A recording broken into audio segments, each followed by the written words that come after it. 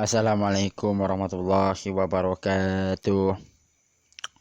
Alhamdulillahillazi anzala sakinata fi qulubil mu'minin liyazdadu imanan ma'a imanihim.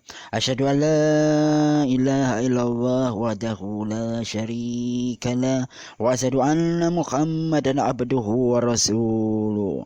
Allahumma sholli ala Muhammadi wa ala ali Muhammad kama shallaita ala Ibrahim wa barik ala Muhammadi wa ala ali Muhammad kama barakta ala Ibrahim fil alamin innaka Hamidum Majid. Para jamaah majelis taklim yang dirahmati Allah Subhanahu wa taala. Dengan nama Allah yang Maha Pengasih dan Maha Penyayang, dan dengan memuji Allah Subhanahu wa taala serta memanjatkan solawat dan salam atas Rasulnya, juga kepada keluarganya, sahabat-sahabatnya dan para pengikutnya yang telah memperjuangkan agama ini.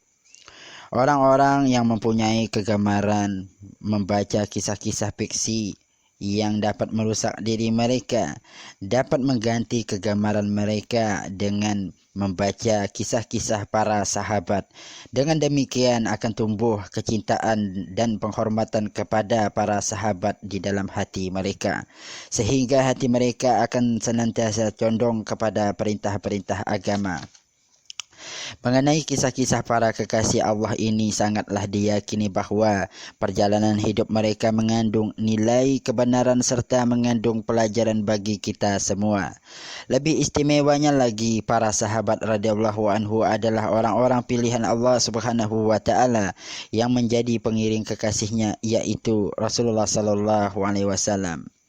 Maka sangatlah penting untuk meneladani mereka. Selain itu, dengan sering menyebut dan mengulang kisah-kisah atau perjalanan hidup orang-orang yang dekat dengan Allah Subhanahu wa taala akan menyebabkan turunnya rahmat Allah Subhanahu wa taala kepada kita. Pemimpin para ahli sufi Junaid al-Baghdadi rahmatullah alaih berkata, membaca kisah-kisah sahabat adalah salah satu bukti rasa syukur kepada Allah yang menguatkan hati para pengikutnya. Ada seseorang yang bertanya kepada beliau, apakah ada dalilnya? Beliau menjawab, iya. Sebagaimana firman Allah Subhanahu wa taala yang tercantum di dalam surah Hud ayat 120 yang berbunyi, wa kullan nakussu 'alaika min amba'ir rasuli ma nusabbitu bihi fuadaka wa ja'aka fi hazihil haqqu wa mau'izatu wa zikra lil mu'minin, yang artinya, dan semua kisah dari Rasul-Rasul kami ceritakan kepadamu, yang dengannya kami teguhkan hatimu, dan di dalam cerita ini engkau mendapatkan kebenaran serta pengajaran dan peringatan bagi orang-orang yang beriman. Di dalam ayat ini ada satu hal yang sangat penting, bahwa baik dari hadis-hadis Nabi sallallahu alaihi wasallam, dari ucapannya dan kisah para wali Allah, atau yang terdapat dalam kitab-kitab masail, maupun dari nasihat dan petunjuk orang-orang soleh, sesuatu itu tidak akan dapat dipelajari dan diyakini hanya dengan melihat atau mendengarnya sekali saja, lalu sudah merasa cukup dengan usahanya yang sebatas itu. Tetapi untuk dapat benar-benar memahami sesuatu itu, setidaknya ia mesti membaca dan mempelajarinya berulang kali. Para jamaah majelis taklim yang dirahmati Allah Subhanahu wa taala, dari sebuah kisah mengenai penderitaan Khabbab bin Al-Arad radhiyallahu anhu. Khabbab adalah seorang sahabat Nabi yang tubuhnya penuh dengan keberkahan karena telah mengalami berbagai ujian dan cobaan. Dia orang kelima atau keenam yang memeluk Islam ketika Islam mulai berkembang. Karena itu penderitaan yang dialaminya pun agak lama. Dia pernah dipaksa mengenakan baju besi dan dibaringkan di atas pasir yang panas sehingga kulitnya mengelupas terkena sinar matahari yang terik. Khabbab adalah hamba sahaya milik seorang perempuan. Ketika tuannya mengetahui bahwa dia sering mengunjungi Nabi SAW, kepalanya diselar dengan besi panas yang merah menyala.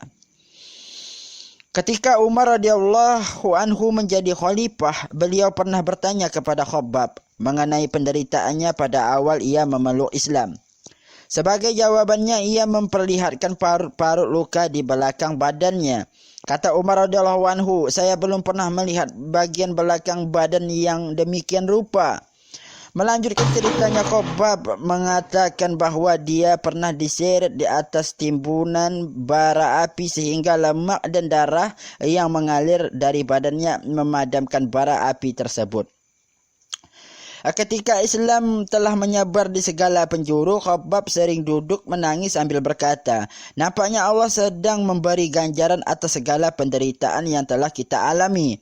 Mungkin di akhirat nanti tidak ada ganjaran yang akan kita terima. Khabbab radhiyallahu anhu pernah bercerita, suatu hari Rasulullah SAW menjadi imam dalam solat kami. Beliau mengerjakan solat dengan begitu panjang. Setelah solat kami bertanya tentang rakaat yang panjang tadi. Rasulullah SAW menjawab, ini adalah solat yang penuh harapan dan ketakutan. Saya telah mengajukan 3 permohonan kepada Allah. 2 di antaranya dikabulkan olehnya, sedangkan 1 permohonanku tidak dikabulkannya. Saya berdoa, ya Allah, janganlah umatku mati dalam keadaan lapar. Permohonan saya yang pertama ini dikabulkannya. Janganlah umatku dibinasakan oleh musuh. Permohonan yang kedua ini pun dikabulkannya. Dan ketiga, saya memohon kepada Allah, ya Allah, janganlah terjadi perpecahan dan perselisihan di antara umatku. Tetapi permohonan saya yang ketiga tidak dikabulkan oleh Allah Subhanahu wa taala. Khabbab meninggal pada usia 37 tahun. Dia merupakan sahabat yang pertama kali dikebumikan di Kufah. Pada suatu hari Ali bin Abi Thalib radhiyallahu anhu melewati makamnya. Beliau berdoa, ya Allah, rahmatilah Khabbab. Dengan semangatnya dia telah memeluk Islam dan dengan ikhlas dia telah menghabiskan waktunya untuk berhijrah, berjihad dan mengalami segala penderitaan. Berbahagialah orang yang senantiasa mengingat hari kiamat, yang senantiasa siap untuk menghadapi hari hisab di akhirat nanti, yang berpuas hati dengan hidup sederhana di dunia ini dan perbuatannya mendatangkan keridhaan Allah. Para jamaah majelis taklim yang dirahmati Allah Subhanahu wa taala, hikmah dari kisah di atas adalah sesungguhnya keridhaan Allah lah yang menjadi tujuan utama perjuangan hidup para sahabat, sehingga tidak ada suatu pekerjaan pun yang dilakukan selama hidup mereka kecuali semata-mata untuk mendapatkan keridhaannya. Dan sebelum kita menutup majelis taklim ini, marilah kita berdoa. Subhanakallahumma wa bihamdika asyhadu an la ilaha illa anta astaghfiruka wa atubu ilaik.